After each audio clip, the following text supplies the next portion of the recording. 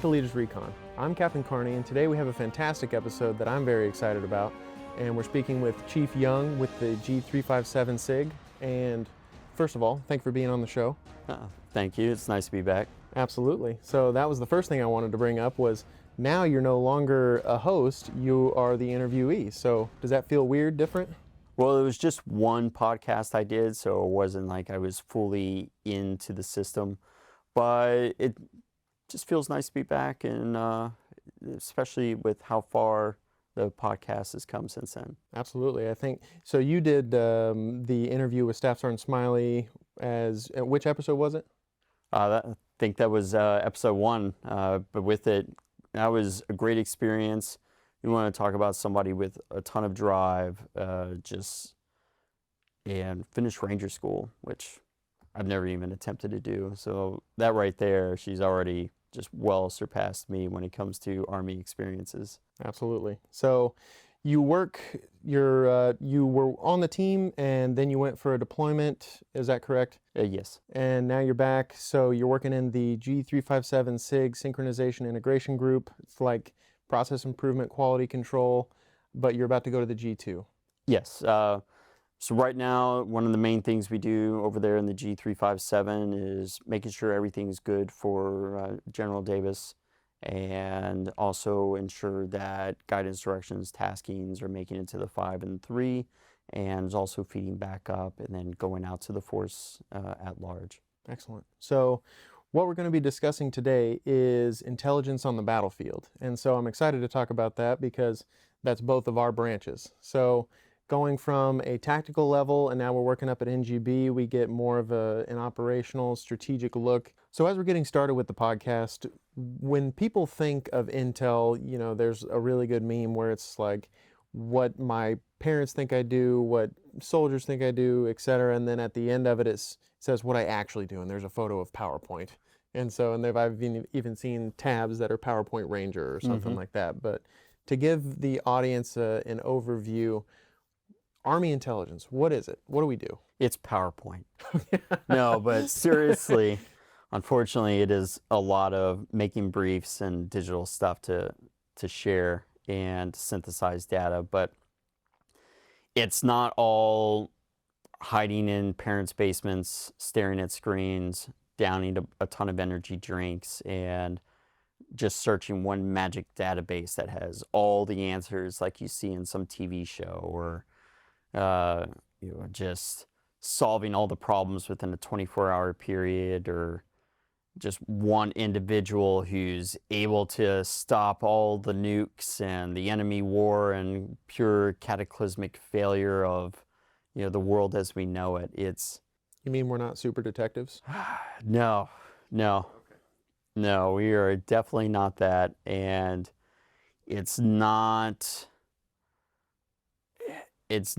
as exciting as the movies can portray it, but it's also a lot more rewarding and potentially more dynamic than what sometimes can be portrayed in a TV show or a movie or any of the other aspects to that, in the form of the environment's always changing, and it's always complex. It is never simple. Just look at what's going on in Ukraine right now with that conflict.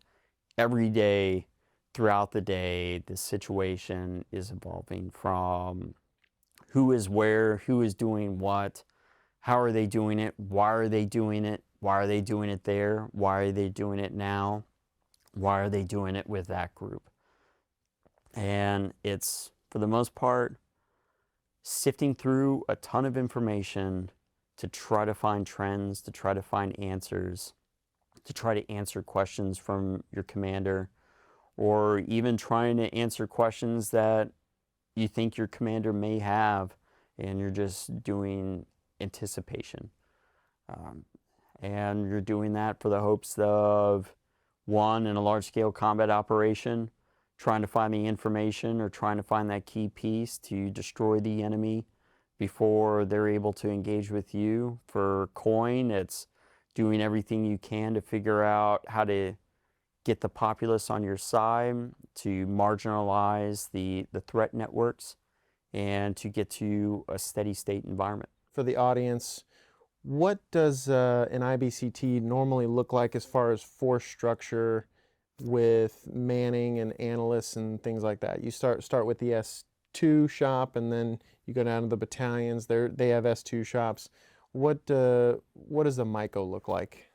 So for a MICO, it's just a traditional company-sized element full of analysts, humidors, signers, and a couple of officers, some senior enlisted. But for the most part, it's a group of soldiers who get work like crazy come MDMP time or CTC time and spread to the winds, each with a variety of tasks that need to accomplish with. And for the most part, all those tasks need to be accomplished a couple of hours ago.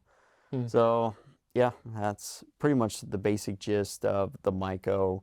And with it, a ton of assets, a ton of tools, and a ton of people that are just out for, one, ensuring the survivability of the unit and adding to the lethality of a BCT, especially as we transition away from coin type scenarios and deployments into more LISCO, large scale combat operations.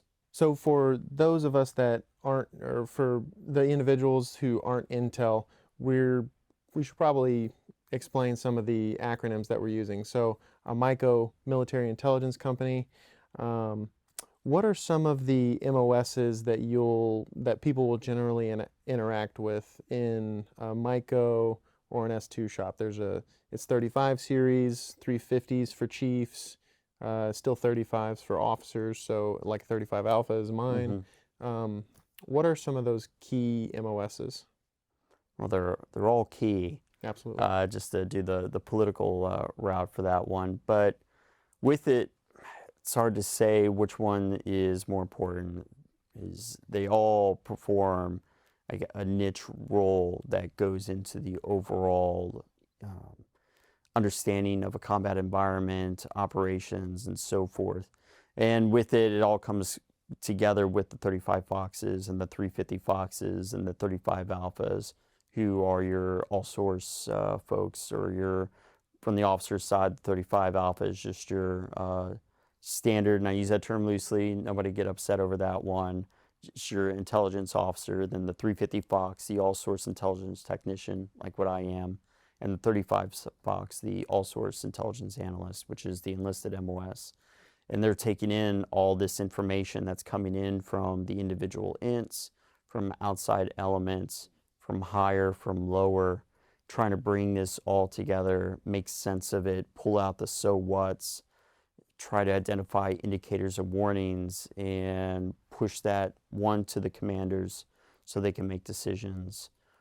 Push it out to neighboring units so they can be aware and prepare for any other kind of enemy events that could be heading their way, and push it up to higher so that way they can truly understand the situation that unit that the analysts are in are experiencing, because that could broaden the understanding of what's going on throughout the battle space as a whole. So it's all interlocked with information and communication and a lot of synchronization, all done at a very rapid pace, especially, again, like I mentioned before, large-scale combat operations where things are just churning and burning nonstop. The battlefield is ever-changing at the second, and it's a lot of information that has to be worked, and that takes people to look at it. Absolutely. So I'm glad that you mentioned the battlefield, because with your deployment that you just went through, I was curious, what are some things that you've seen that have gone well in an S2 shop as far as good TTPs whenever you were deployed, or any of your deployments? I will say one of probably the biggest keys for success is relationships. And with that one, it's truly kind of coming together as a team internally, so that internal relationship within your S2 shop. But also it's about escaping your fenced-in location and walking down the road to go talk to the other units, the other nations that are there. As we've all experienced with any kind of deployments, both during global war and terror and other locations, you're rarely ever deploying to a location where you are the sole unit at a spot. We're continuously operating in a joint environment, and that requires us being able to go talk to foreign nations or other services in order to go and really work through intelligence issues and problems. So that brings up an excellent point in my mind, which is when I was in Afghanistan, something that we had to know how to do was declassifying information. And so that speaks perfectly to relationships and partnerships is mitigating stovepiping, or the funnel stovepipes of excellence. Absolutely. So like in my case, we had so much trouble making things REL-RISMA, Resolute Support Mission Afghanistan. And so like getting things to the ANA, ANP, et cetera. So let's see, what are the best ways to ensure that you can transfer that knowledge outside of your organization? Like you can get up and go talk to people, but like I guess maintaining relationships would be good in a schoolhouse environment or a deployed environment. Where do you find those relationships? Well, kind of talking on your first point about the classification aspect, with it, any good shop, and this goes beyond the intel realm, it goes into the S3 operations, 4, the 6, and so forth, who all have their own systems and information in the report. It's crucial that everyone has their security classification guides. Mm-hmm. And that right there is the basis for any of your classifying and ensuring that you're writing for release. So you can be a good partner within these joint environments and being able to share as much as you can, as fast as you can. And the best way to do that is doing it at the reporting piece as opposed to maybe going a little bit farther on. Then the second aspect to that is having well-trained foreign disclosure representatives and foreign disclosure officers who know the classification guides and know any of the local rules and governance that's guiding those operations. So just as another layer, one, to ensure that items are at the right classification before they go out, and two, just to kind of a CYA, just to make sure the right things are going out and you're not overclassifying, or an underclassified item isn't going out and potentially causing damage. So that's probably touching on the two things. And then the third point, we were talking about relationships. With it, it's one, not always coming to another unit asking for things, not always going, hey, can you give me this? But instead going with them, hey, I've got this piece of information. Or in a deployed environment where morale is key, it could also mean just inviting them over to your unit's area for a barbecue if you have those amenities, or just sharing on any of the care boxes that come in from back in the States, and just sharing some snacks or magazines or whatever else, just trying to move the relationship from a purely professional to more of even a friendship. And it just pays off in dividends, especially deployed. So it's good that we're talking about building those relationships. Where do you tend to find those relationships or build up that, the Rolodex of personnel that you tend to meet throughout your career? Well, probably the key location is any of the professional military education that we go to.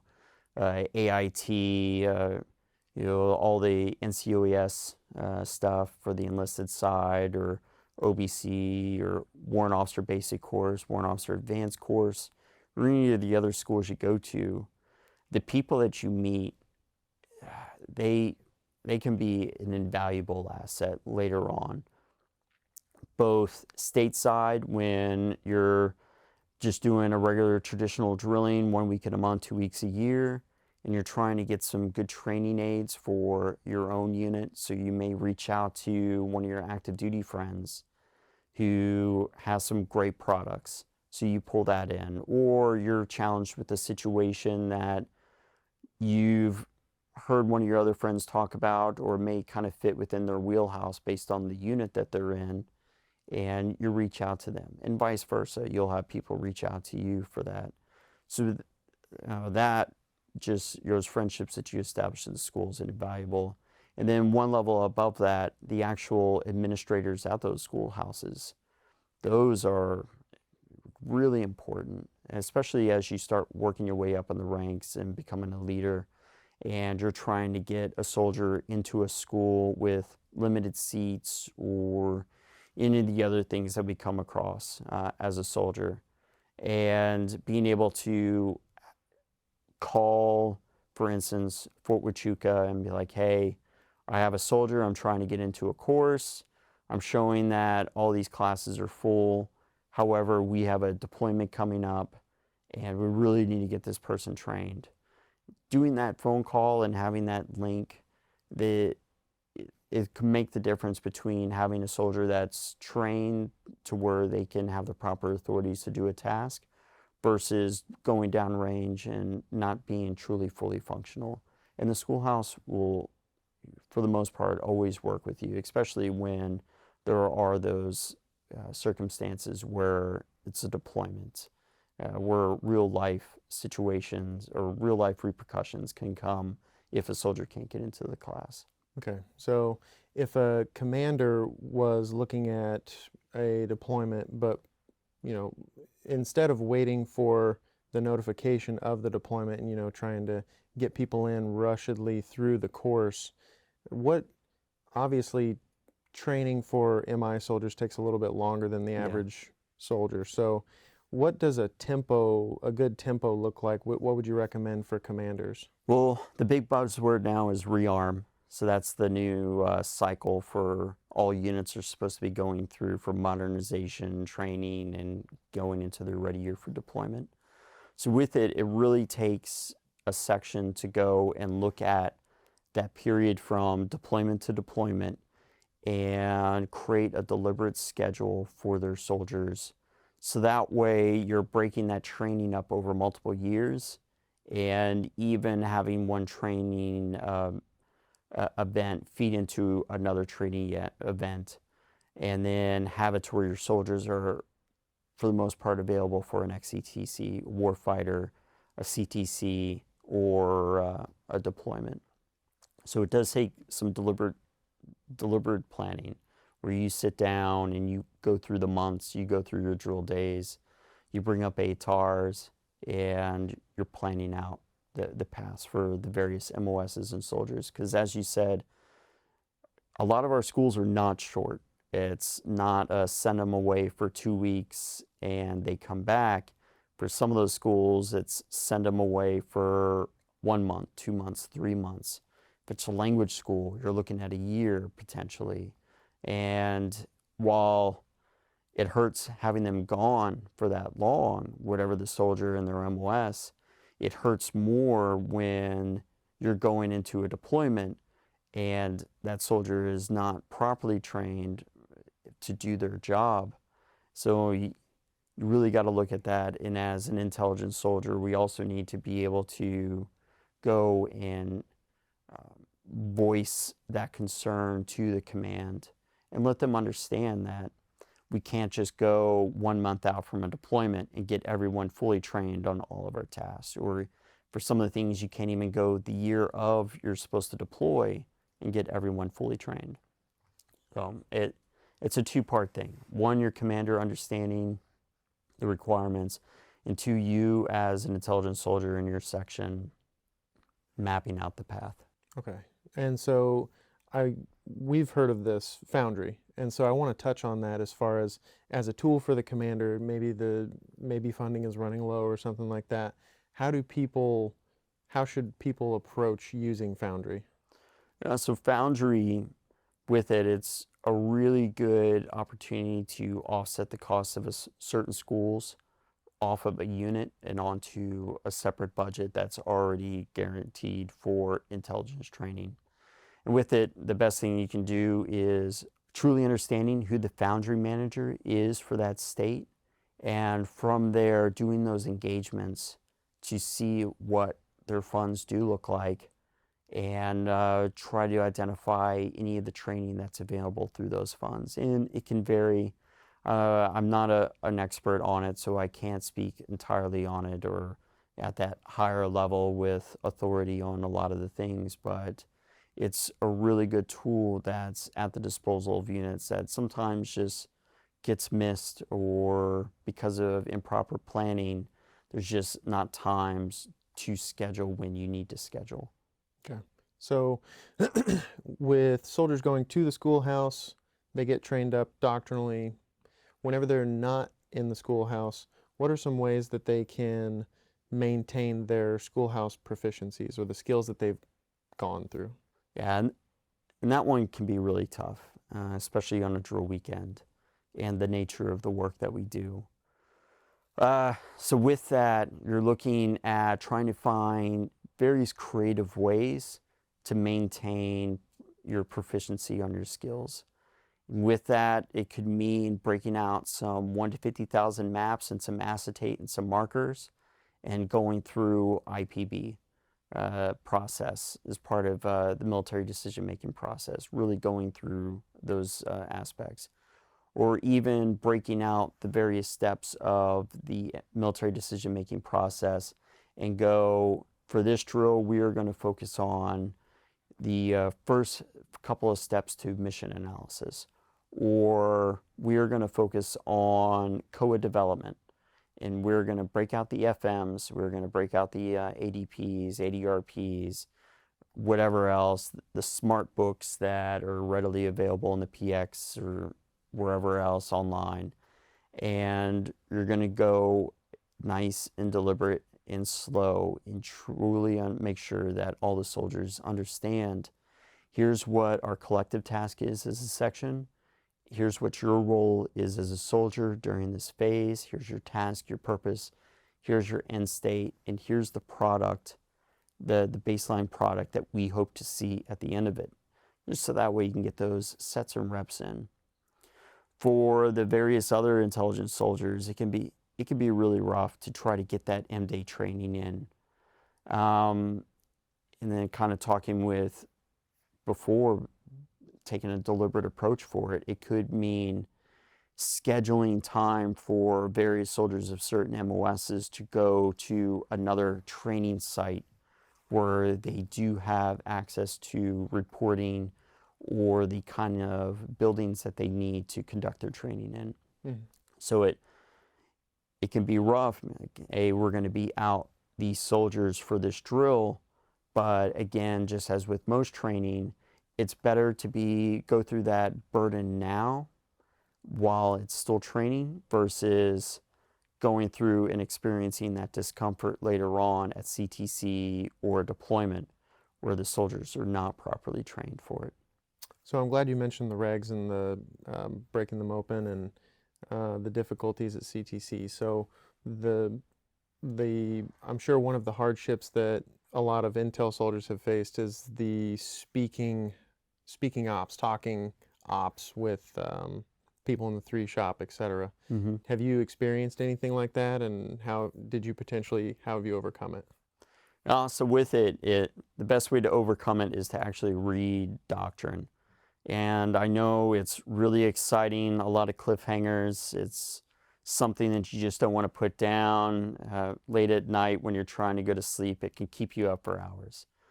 But with it, doing a little bit of reading each day and kind of getting through the material and understanding the proper verbiage for the events that you're trying to describe is really important.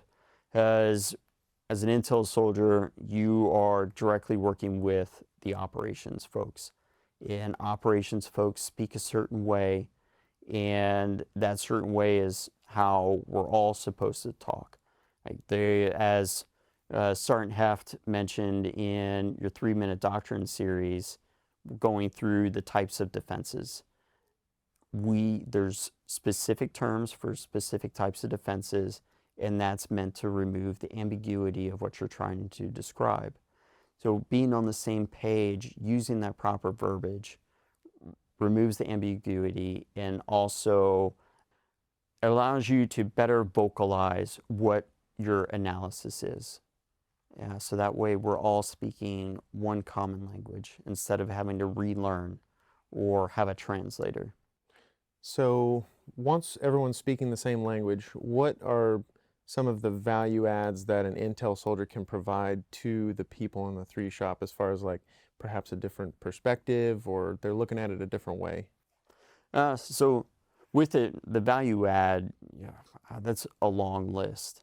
Because with it, you're now, as the intel soldier who is meant to look at things from the enemy perspective, you're providing advice on friendly operations or going and saying, hey, within the capabilities of how the enemy operates and how they're able to employ their force, we feel that this may be a better friendly COA for this operation or for this movement or for where a talk should be placed.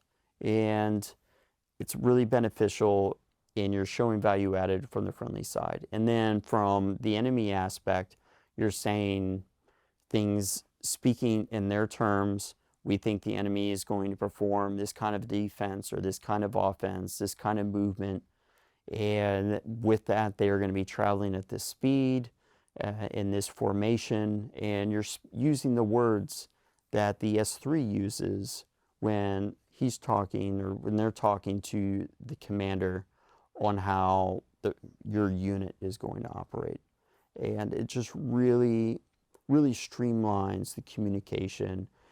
And it shows that you are a professional when it comes to understanding doctrine.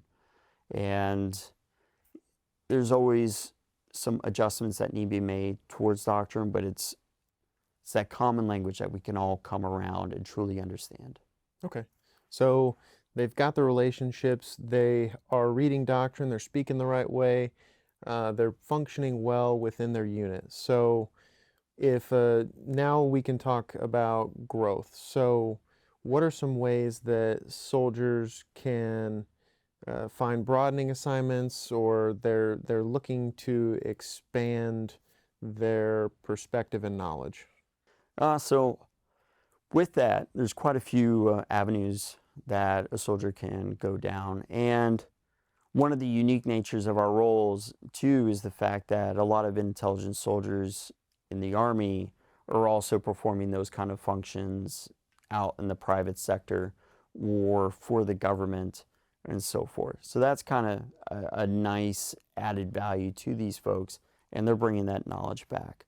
But staying just within uniform, some of the tools that they can utilize are things such as tour of duty, to go look for a Title 10 tour somewhere within CONUS, or there's even opportunities to go OCONUS into Europe to go man positions for a year, do their job every day, build those sets and reps of that role at that echelon that they can bring back. And they can also bring back formats for documents and SOPs and tax ops and planning SOPs that they can bring into their own unit to kind of evolve and make it better. So that's one of the really good tools that are available right now.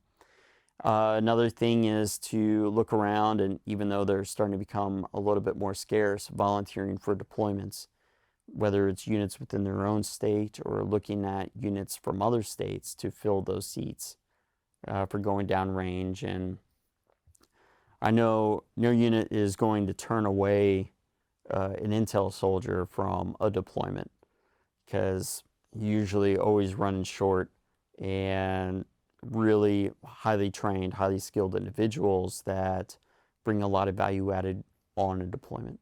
Absolutely. And so I kind of want to bring up a joke where it's, you may have heard it with being a CW3 in the intel field, but only the S2 can be successful while still being wrong 80% of the time. Have you ever heard that one?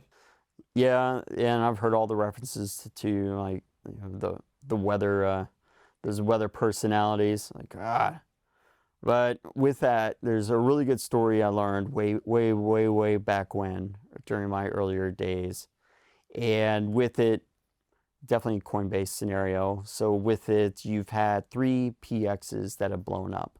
One at Fort Hood, one at Fort Riley, and one at Fort Bliss. 3 days prior to each of those explosions, the same one individual flew into Killeen. 3 days later, the PX blew up. The same individual flew into Manhattan, Kansas. 3 days later, the PX at Fort Riley blows up. Same individual flew into Fort Bliss, or flew into El Paso, and 3 days later, Fort Bliss, the PX blows up. Well, now you get a report that that same individual just flew it to Fayetteville, North Carolina. What do you do as an intel soldier? Better get ready. Well, you go and you advise the command saying, we think you should elevate the threat. This individual, here's the trend that's occurred. We think there's a really high probability that the PX here at Fort Bragg is going to be targeted. And the command will go do it.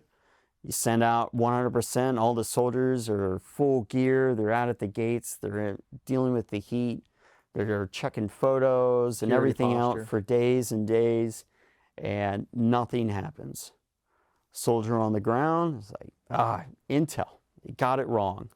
When in actuality, understanding the trend and everything else, that assessment to elevate the force posture went and deterred the threat. So we didn't capture the individual in this scenario, but at the same time, the PX also, there wasn't a successful attack. So it's a win, but at the same time, it looks like intel was wrong. Right, exactly.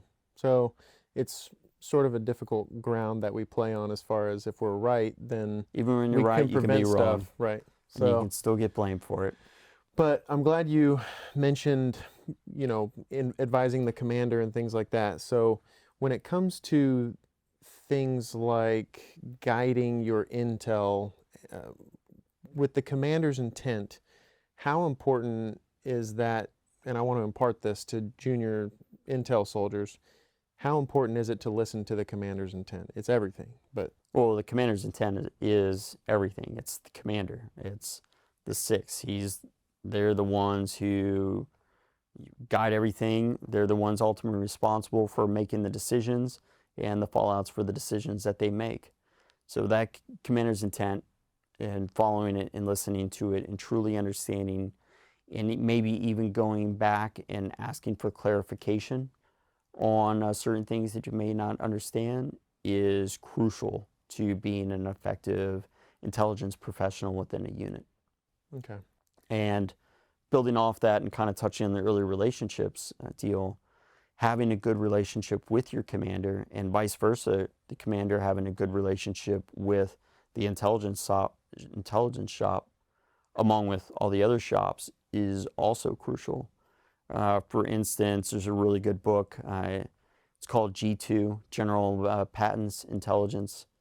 And with it, it's written by General Patton's former intelligence officer, the G2. And they lay out their entire intel campaign from Operation Torch, the invasion of North Africa, all the way to the end of the European campaign.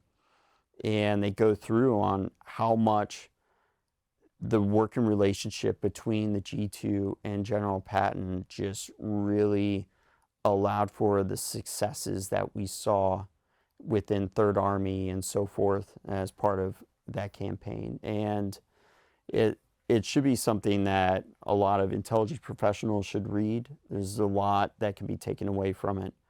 But yeah, that relationship, it's important. So when intel soldiers, like we were saying before, you get out of the schoolhouse maintaining those proficiencies, what advice would you give to soldiers for maintaining those proficiencies from drill to drill? So for drill to drill, probably the biggest things they can do is, 1, stay abreast of what's going on in the world. truly look at things from an intelligence perspective, a unit perspective, as if I was to deploy there next week, what are some of the things that I should know about this environment? What are The so what? yeah, the so what's, the key players, like how do I think my unit would be able to operate in this? And what would I need to do as an intelligence soldier in order to better enable my unit to operate in an environment like that? There's going on and touching on the regs, reading the changes. There's various other platforms that they can go and look at for a little bit more shorter snippets of doctrine. For instance, you have the 3-minute doctrine series that y'all have here on Leaders Recon. There's various sites on social media, various personalities. For instance, there are some OCTs at a JRTC, just as an example, who have their own Instagram page. And they will go and post things from CTC rotations that are going on. For instance, they may have a rotational unit that's having an issue with moving into the box, moving into the training area within effective timelines. So they will go through and, yeah, there's usually a funny meme, but then as you go beyond it, they will actually highlight the FM, the ADP, or whatever that it's the instructions that a unit should be following to go and move into the box, or So really do that movement to contact, or whatever else that deliberate move. And it's really good information out there, and it's provided in a way where it doesn't take maybe but a couple of minutes to read through it to get a basic understanding, and to kind of hopefully invigorate the soldier to go through and want to read more. And that's the same way with Intel. You just need to have the drive to want to be able to read more, do more, understand more, so that way when it comes time to where you got to execute, it's not learning as you go, building the plane in flight. Instead, you already have a really good understanding of what's going on, and you can move forward. Okay. So as we get closer towards the end of the podcast, I have 2 questions. One's a little bit different than what we normally ask. So I want to ask, from your deployment experience, did you have a favorite thing that you enjoyed watching over, like a sensor to shooter process, or Intel soldiers developing their assessment skills, or anything like that? One, on the deployment, when you actually get to do the job 24/7, it's always a great experience to see how your soldiers kind of evolve over the deployment and move from that level 10 kind of approach where it's just news reporting, just providing facts without so what's, what does this mean, analysis, to the end of the deployment where they are just running, gunning on their own, going through and being self-starters and coming to you with, I just saw this report today and I wound up doing my own research and I built out this product. Do you want to check it out? And be like, yes, I would love to check that out and really look at it and provide them some advice, or even go, hey, I think this is something that we need to push in front of the Brigade 2, or something we need to push in front of command. Or if it's something that may not be within your own area of operations, go, I think we need to push this up to higher, or to one of our partner forces, because this could be really beneficial to them. And that's really rewarding. As a former S2, I would have loved if I would have my soldiers do briefs at drill and things like that, but in a deployed environment, like we would usually do, you'd run queries and then bring the reports back, and you'd have like a shift change brief. And but I would have loved if, they do research. So I had excellent analysts. They would bring ideas and things like that. So that's the end state, is get them spun up so they're bringing you the ideas instead of, pitching everything to them. So yeah. The last question that I have is the one that we always ask, which is if you could go back 10 years and give yourself a piece of advice, what would it be? Buy Tesla. Outside of that, whew, when did you become a chief? Like, what was that between enlisted to chief to like, what happened there? What was that timeline? So I enlisted initially back in June of 2000, pre-global war on terror, and did my first deployment 2003, invasion of Iraq, then 2004-05, back in Baghdad, 07-08, back in Baghdad, 2010, back in Baghdad. Recurring theme. Yeah, can't escape the place. 11-12 as a contractor in Afghanistan. In 2017, support of OIR. And 18-19 over there again, support of OIR. And then just recently came home last October from another deployment in support of OIR. So I definitely have a lot of experience with the Iraq region, which it's been kind of interesting going back from seeing it evolve from the very beginning of our operations, like day one of the invasion all the way until last October. Going back, seeing sites over and over, seeing T-walls come down, and various aspects of that government change, and the lives of the people change, and for some for the better, some for the worse. There's still that ongoing threat, though, in the area. So from all of that, what kind of, well, sorry, keep going. I was just going to say that, but it's been kind of, it's been kind of a special experience for myself to be that involved in one area in a foreign nation for so many years. For hopefully, from my point of view, doing what I can to help improve it and make the area a little bit better. Absolutely. So using your military experience, hopefully making the world a better place, implementing change. Okay, making things better. Yeah. Unfortunately, there's just a lot of bad people out there. And not all bad people are like the ones from the movies where they wear the dark clothes and have the maniacal laugh and want to put laser beams on sharks. But some of them try to portray themselves as good people or as the hero in their own story when they're actually causing a lot of harm and discomfort and pain to a ton of other people. Mm-hmm. Absolutely. So we have to stay informed and keep everybody else informed. Yes. So, well, Chief, it's been fantastic. I've enjoyed speaking about our own branch. So thank you very much for being on the show and coming back again. Me. So yeah, look forward to coming back. Thank you.